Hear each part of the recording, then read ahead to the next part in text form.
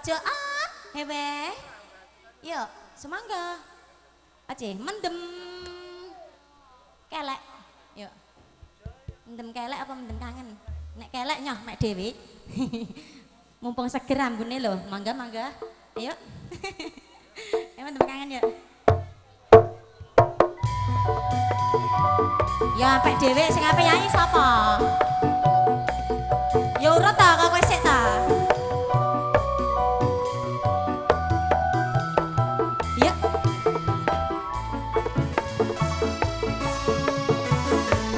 Asik, Kamla.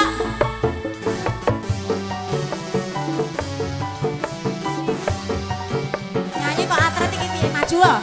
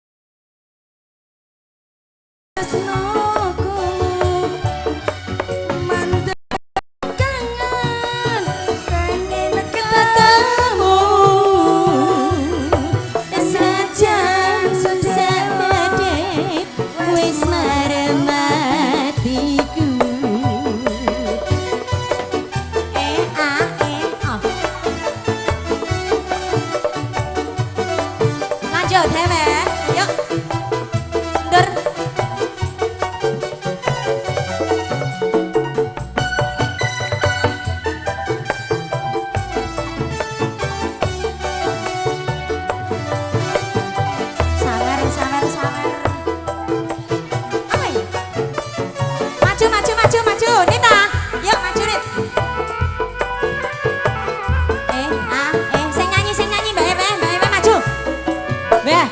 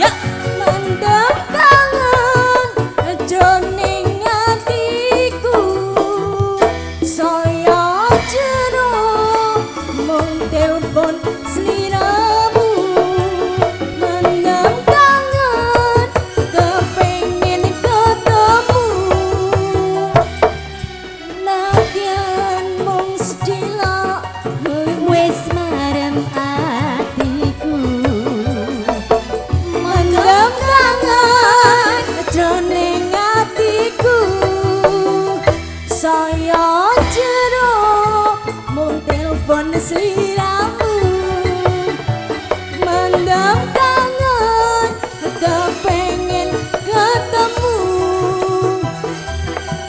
senajan sededep wis marem atiku senajan sededep wis marem atiku. Ayo monggo ki nyampleng Tony sing abang.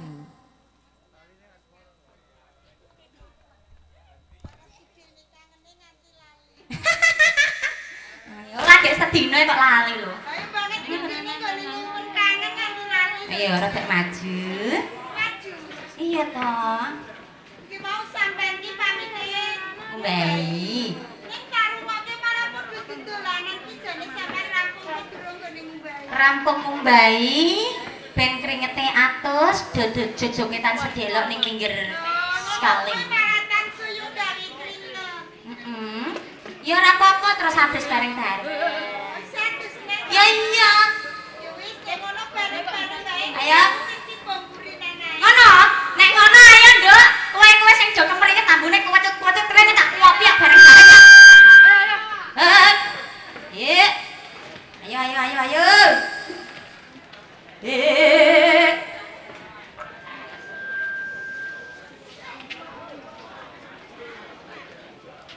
Ana sak pinggiring kali ana bocah wadon-wadon padha adus.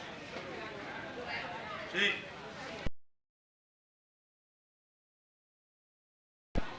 Aku bakal takon karo kowe. Sak tenane jenengmu sop? Anu kula pun ora suli. Roro Suli. Anu pangapunten nggih saderenge. Iya. Untuk kula mirsani panjenengan agem-ageman penyam niku mboten kados tiyang pati. Pancen bener. Apa sing dadi kandamu, Roro Suli? Saktenane pancen aku dudu kawula ing Kabupaten Pati. Neng anu nek mirsani nyuwun sewu kulit panjenengan. Iya. Pasuryan penyam niku kok kados mboten tiyang anu wonten negari mriki. Pancen bener. Saktenane aku wong saka ing negara Spanyol. Jenengku Baron Skeper. Baron Skeper, Rasul. Anu kula iki nek muwun jenengan iki napa? Wis bab perkara kowe kepengin undang karo aku apa wae. Aku ora apa-apa. Atur lho nggih, Tuan. Kok penyam niku saking negari Spanyol. Mugi wonten ing Kadipaten Pati niki estunipun tindak ngrangki napa nggih nemenke wonten wigati. Pancen nganti aku tumandha ing Kabupaten Pati iki ana wigati.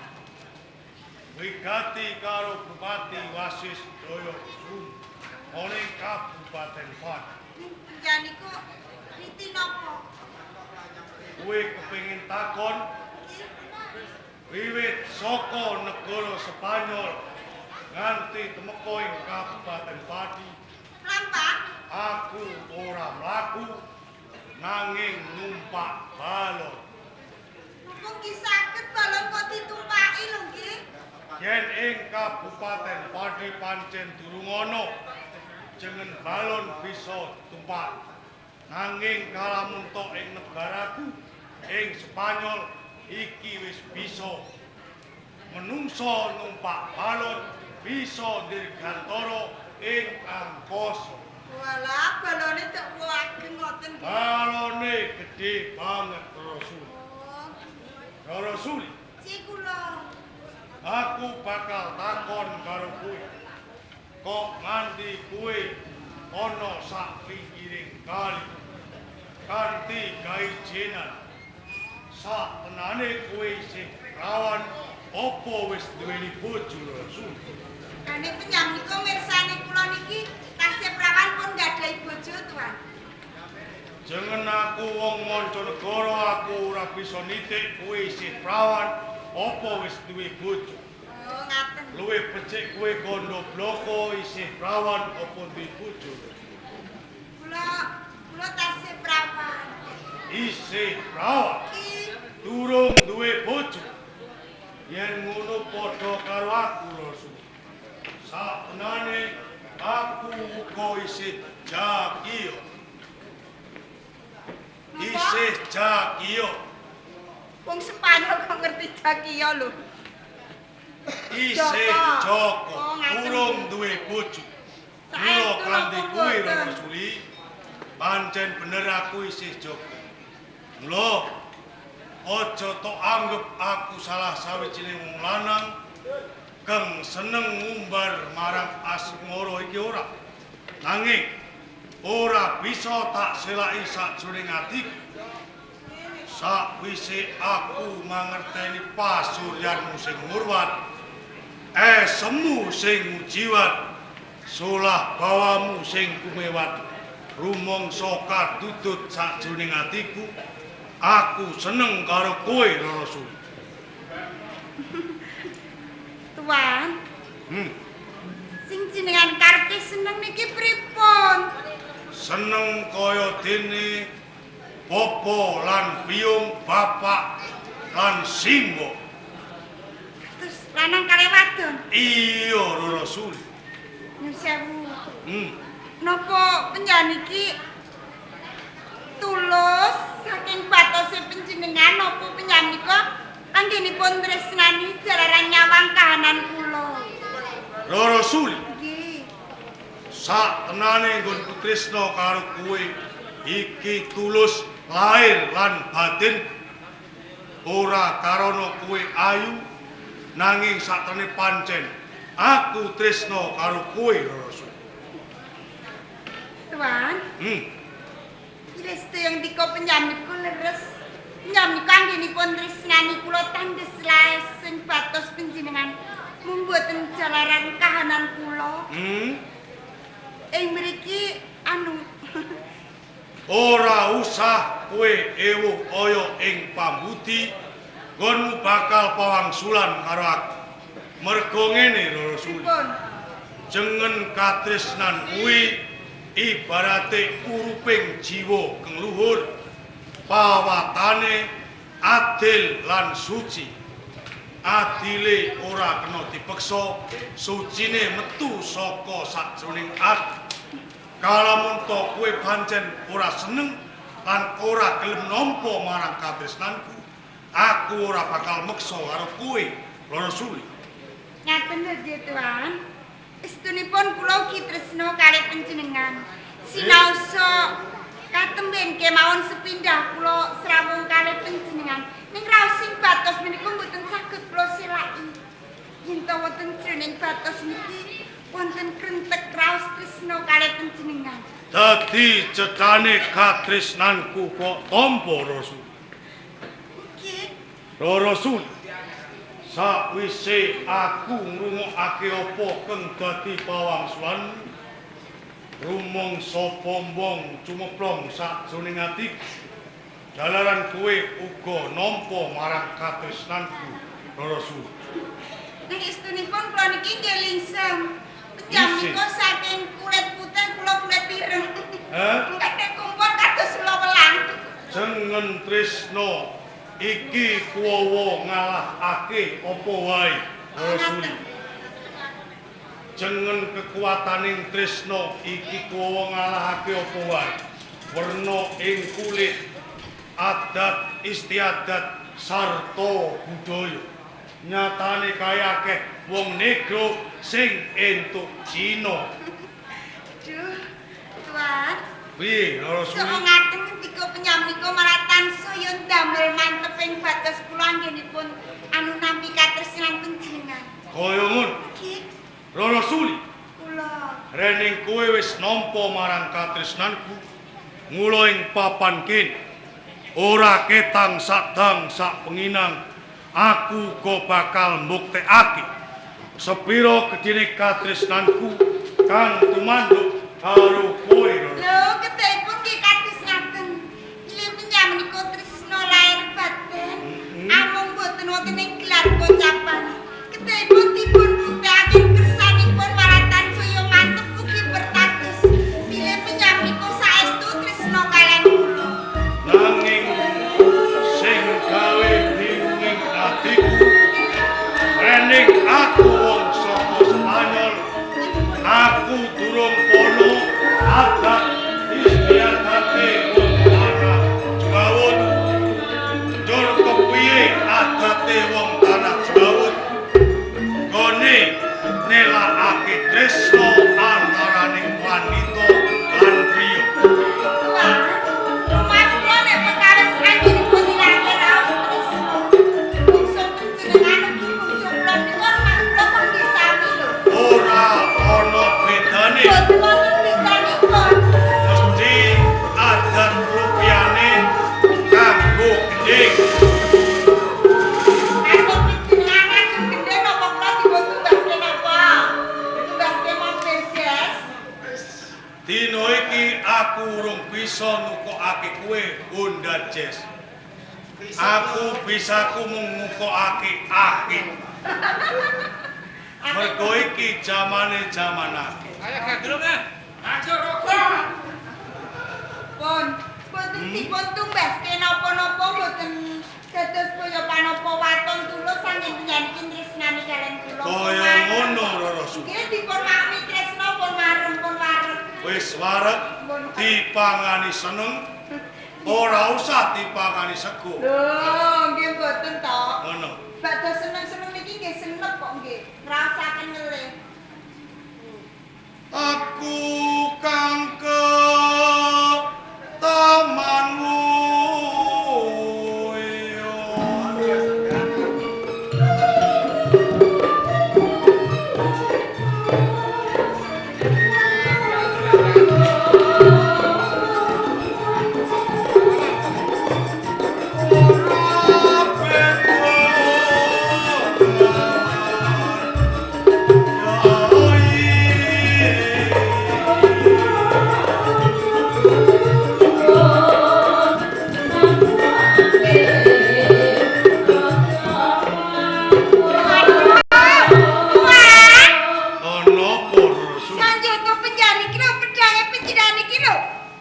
Kenapa pusaka?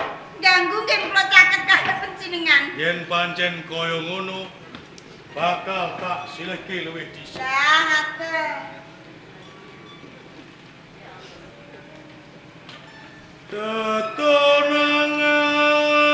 Ketonangan biar ning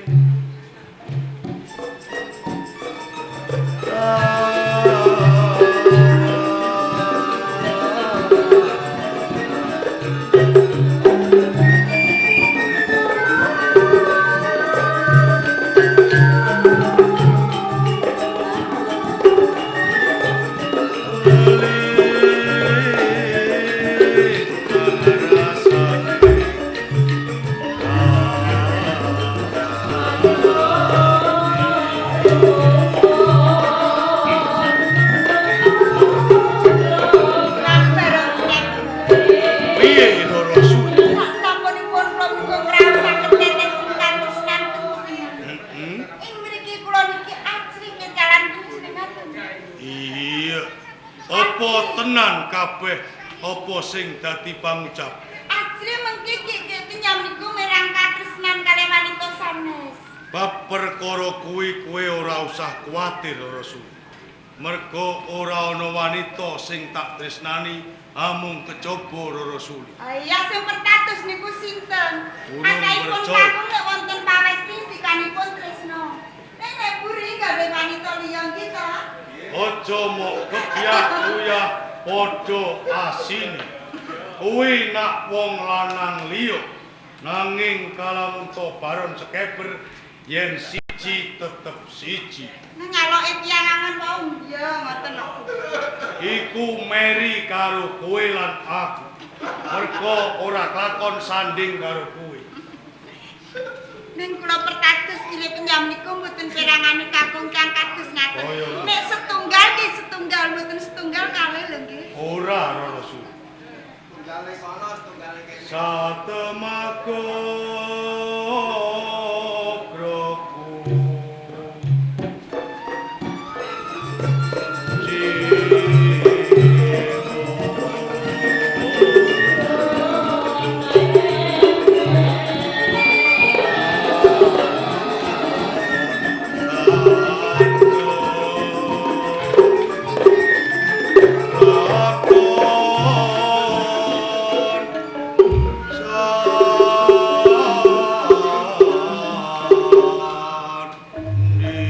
Wan, Roro Suli. pangapunten. Sedinipun pinjam niku cemondok wonten pundi? Saktenane aku cumondok ana sak kiwa tengene bendungan ka Roro Suli. Mriko Pancen kaya ngono. wonten tenda kathah nika. Pancen kuwi papan tunungku Roro Suli. Waduh, kados pundi? Mangke saupaminipun kula kepengin pinanggih kalih panjenengan. Napa nggih kedah wonten ing tengah alas kang kados ngaten?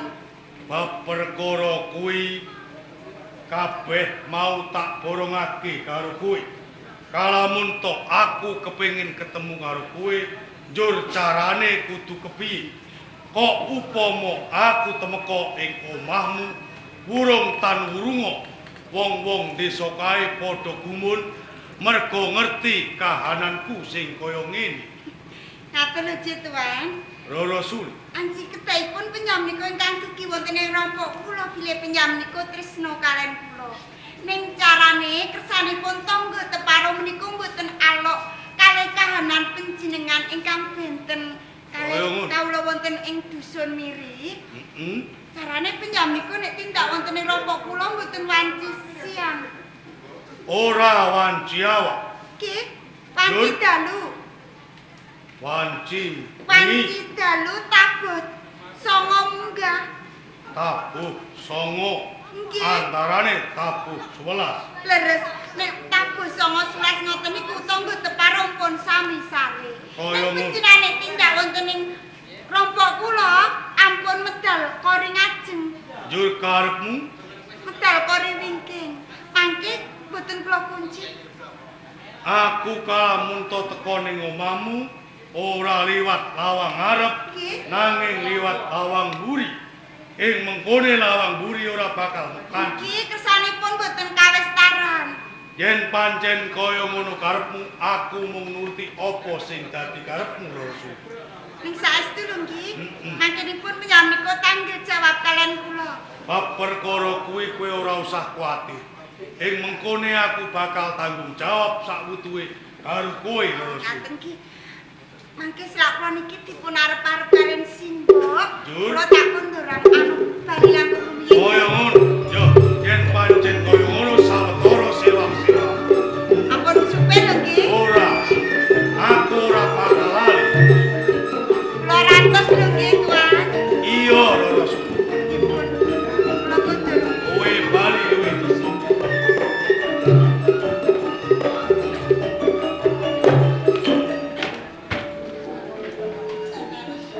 Lagi sepisan iki aku mangerteni ana bocah wadon ayune karo Roro Suli. Rening Roro Suli wis kandha. Kalamun to aku kepengin ketemu, aja nganti awan angin bengi. Kudu liwat lawang mburi. Yo, Roro Suli, apa sing dadi penjalukmu bakal tak turuti Roro Suli.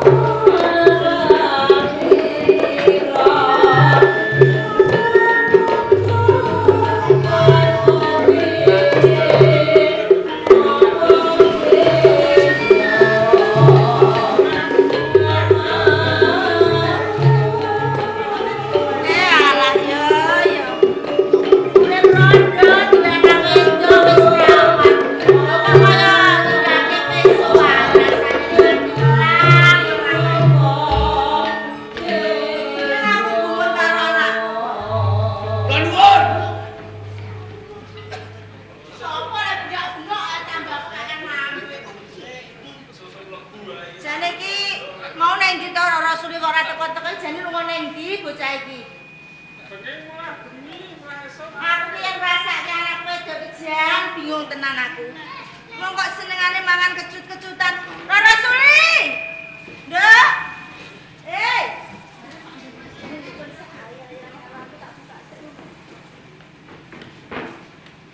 Mbok. Rene, Nduk. Sampeyan iki napa to, Mbok? Mbok. Ditakoni si Mbok kok iso napa-napa. Kowe iki lho. Sampeyan iki apa? Aku iki gumun karo kowe lho, Nduk, saiki. Wong blirine awon kok gumun lho, Mbok. Ora babakan iku ya. Kowe iki nang ngerti to anak rondo lho. Manganmu kok saiki beda karo dhisik. Lho bedane piye dhisik aku ya mangan sego, aku ya saiki mangan sego. Mangan sego apa? Wong kowe anggere esuk ya golek pelem ngono kok mbok pangani ngono kok karo nyambel ngono kok sego-sego. Yen kowe kelingan manganmu ngono kuwi lha aku sing mbok iki kelingan ndarep weteng kowe. Lho ngono kuwi sampean aja nyalahke aku lho, Mbok. Lho kok nyalahke? Salah nek omah ora ono pelem aku ya golek pelem. Dadi nek ning omah ora ono pelem kowe golek pelem tanggane ngono ya? Lho nggih, Mbok. Piye lah timbang kepengin tampet. Dadi yen kepengin dimpet gak kena. Gak kena kalau nggone tanggane lah. Mbok yen karo si Mbok ki rasane kemulan ngono kuwi to. Wong si Mbok iki ngete kaya ngene kok kowe kemulan ae. Wong si Mbok iki panas jero wong aku ki kademen katisen lho, Mbok, meriang aku iki. Masuk angin. Masuk angin. Ya tak kroyen masuk angin. Usah kok aku gawe wedang jahe kok ya wis sanget dhewe, Mbok. Kok yen no tangga lho yen ana tangga rene iki saru ngono kuwi. Wis upama ana tangga rene aku lah yo ndelik ning buri. Ndelik terus. Kok iso wong karo simbol lho ya ngopo, mbok yo dibuka wong senengane kok iso. Oh, alah ngene nak.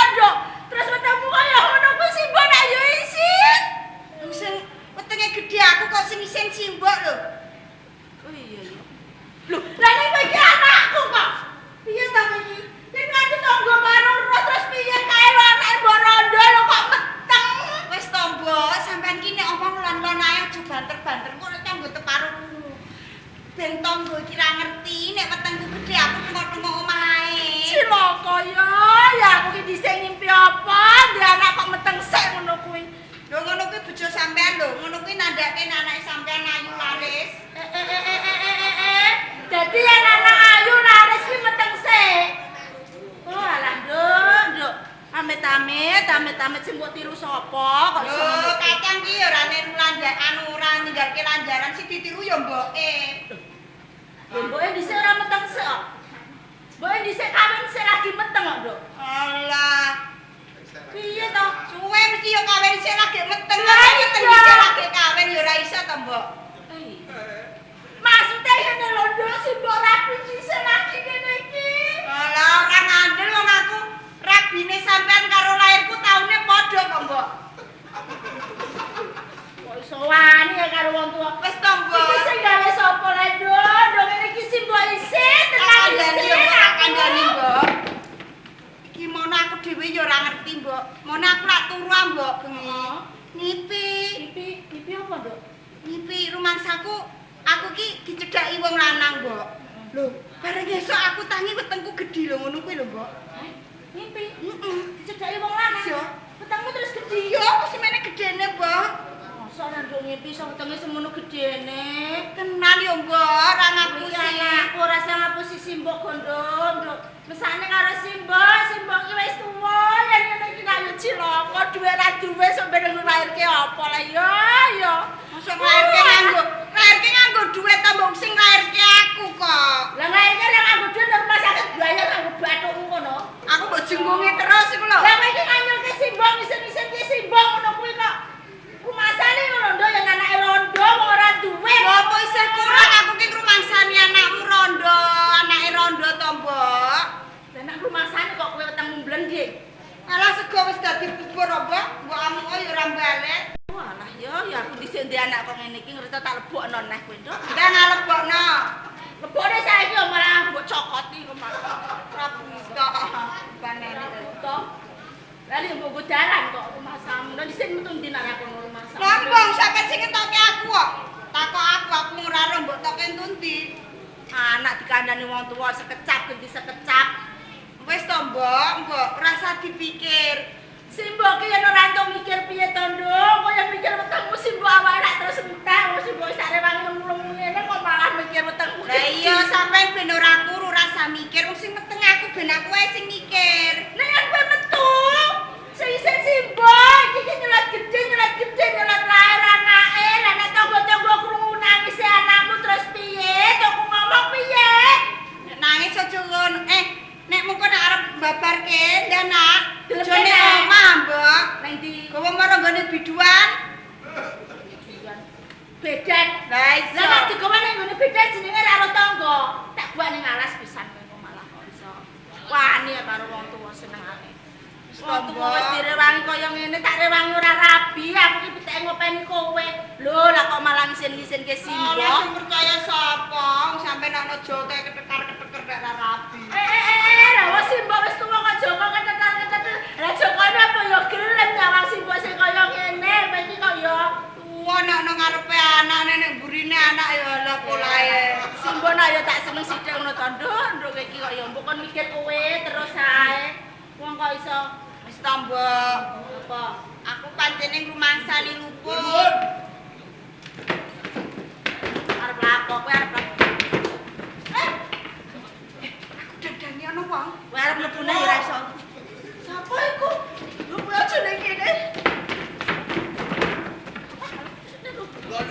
Monggo. Dilem apa? Monggo, monggo.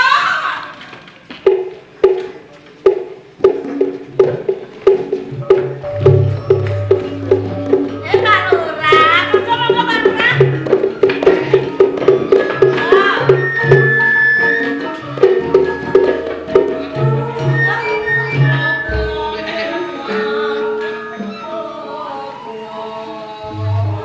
Kok kaijenan anak mling? Anak kula lara. Loro. Nggih lara. Mergo aku mrene iki nampa dawuhe Kanjenge Pati, Rondo sing omahe elek bakal entuk bantuan. Napa? Rondo sing omahe elek arep mubuh entuk bantuan. Rondo sing omahe elek aji kok barane ana terus.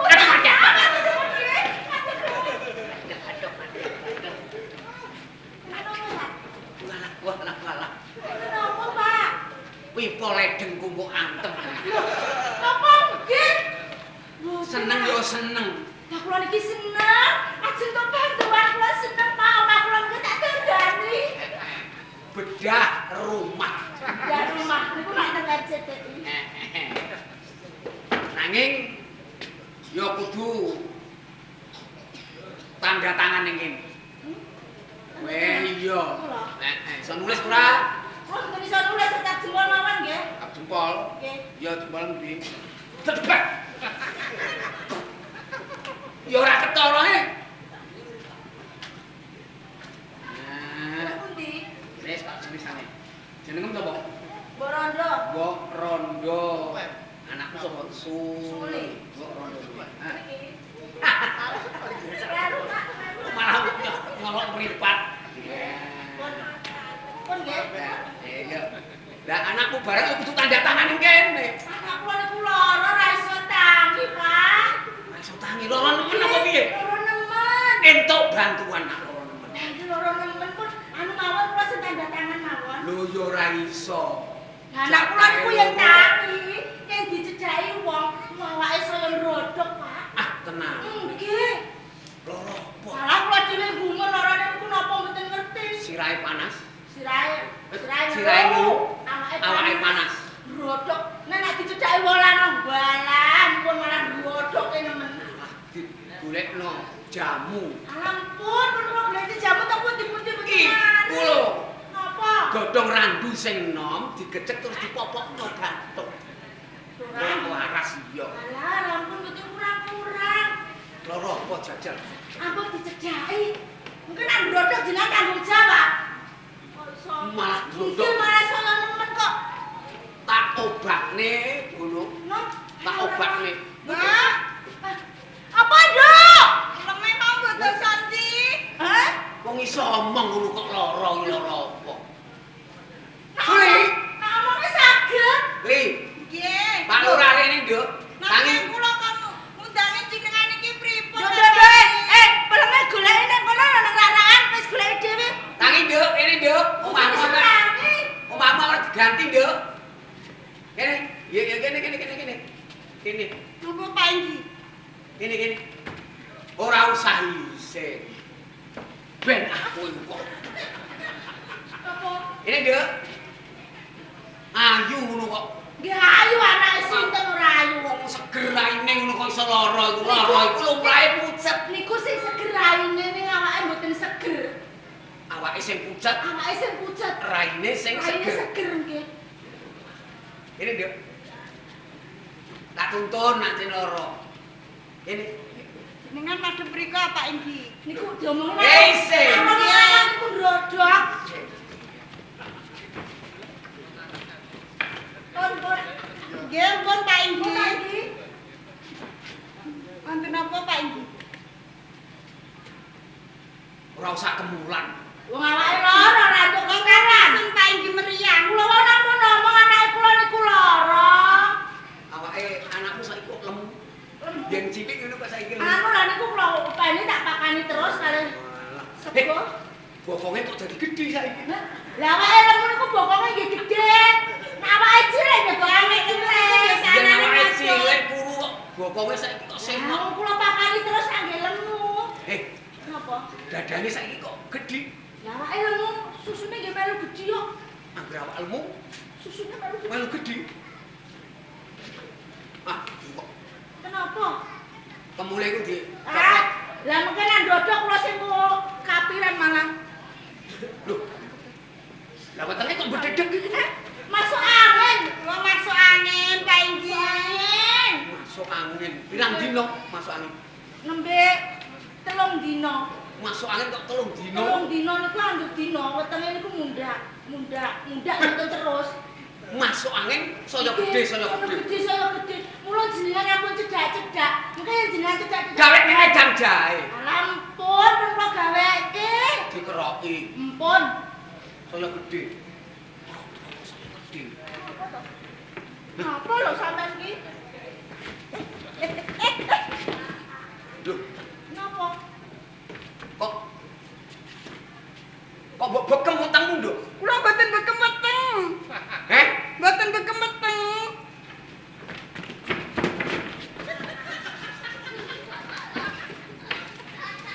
Aku wis tuwa nek diapusi.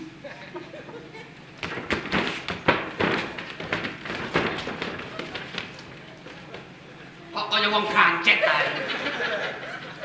Lho anakku lho, anak-anak. Ora usah ngapusi aku kowe.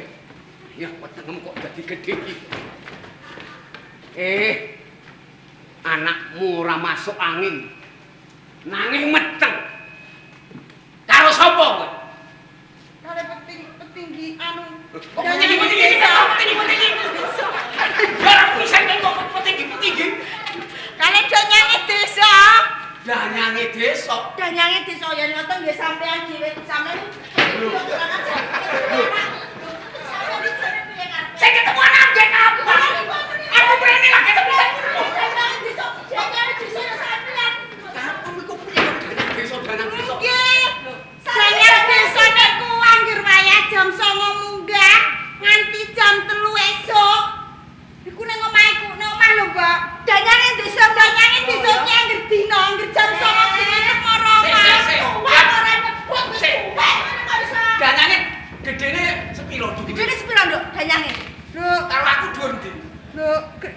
gede.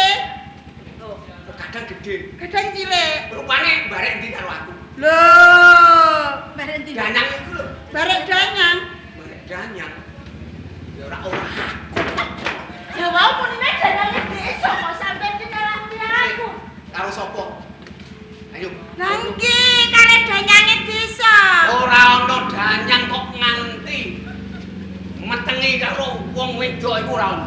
Danyange niki anu. Ora ngandel karo sapa? Ngaku kok. Wong manuk dara iku ngendhok kaya ana lanangan manuk dara kok. Wong wedok kaya meteng kok ora ono. Enten wedokan meteng mboten enten lanangane. Apa? Wedhus. Lho nggih. Lah kok iso? Wedhus kosot saged meteng.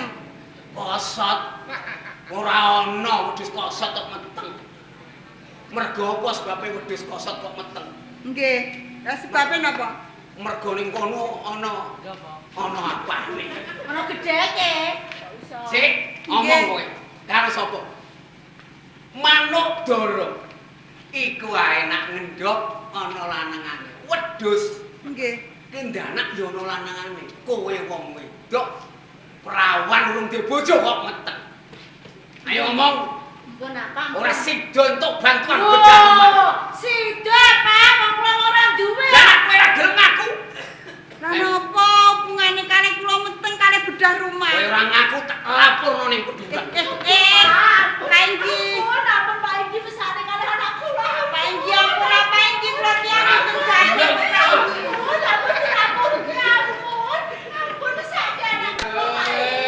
Sakit. Rondo gatelen. Wis suwe ya anak rondoku gatelen sakit iki lho. Napa? Kowe ngaku, ngarang ngaku, kowe kudu ngaku. Lho, karena aku kudu ngaku priwe? Lah ya wong loro kudu ngaku mesti padha ngertine. Lho. Anakmu kok nganti meteng sapa sing nyenengi? Lah kula dhewe ora ngerti kok. Lho. Kowe ora ngerti? Bener sing kok ora ngerti. Mboten. Tak laporno mendulan. Kanjeng anu. Ampun to Pak Inggi. Pak Inggi. Ampun. Kok seperti jenengan iki ngoten lho. Ini ae. Ampun dilaporke Ini. yen kula nek webet TV. Ora tak laporno. Laire punang jabang bayi besok nak lahir. Kowe tak pek bojo. Pripun? Lho sampean wis tuwek ngono kok isih ngono. Mangsane sampean iki sisa apa kok sampe aku lho mangsane. Menawa nak gelem. Iso saja. Mbok. Apa? Lagi nganu iki aku, Mbok. Biasane aku nek adus. Wis kapane? Esuk. Iso. Ngono ku Pak Inggi wis ngeloloni cegat ning dalan. Lho, kuwi dikapane? Terus anggere esuk ngingeti aku karo mbuyang, guyu. Pinginane, Mbok. Aku adus ning sendang dhewe ijen boleh-boleh ora ana. Kuwi dikapane, Nduk? Kuwi dikapane, Nduk? Kuwi diapane Pak Inggi tuwekane iki, Nduk? Pak Inggi, Mbok. Apa Pak Inggi iki dikapake ngomong simbok tuwa ya jepane karo Pak Inggi. Sambil gelap kowe nak ketemuan aku. Lah nek kula ngomong itu sampean iki karo Sampun malah aku untuk perkara eno. Lah sampean arep mek bojo kula kok. Ini ae, Bu. Mun to Pak Inggi. Kula nyuwun disimpen wadi niki. Perkara iki tak simpen wadimu. Neng tetep kowe arep tak aturke ning ngersane Kanjeng Lho, Adipati. kula mboten nyolong kok.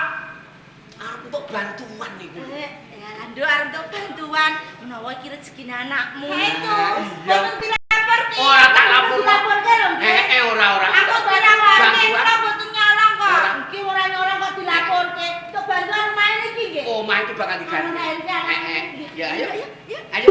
Apa-apa. Ayo. Untuk bantuan ayo.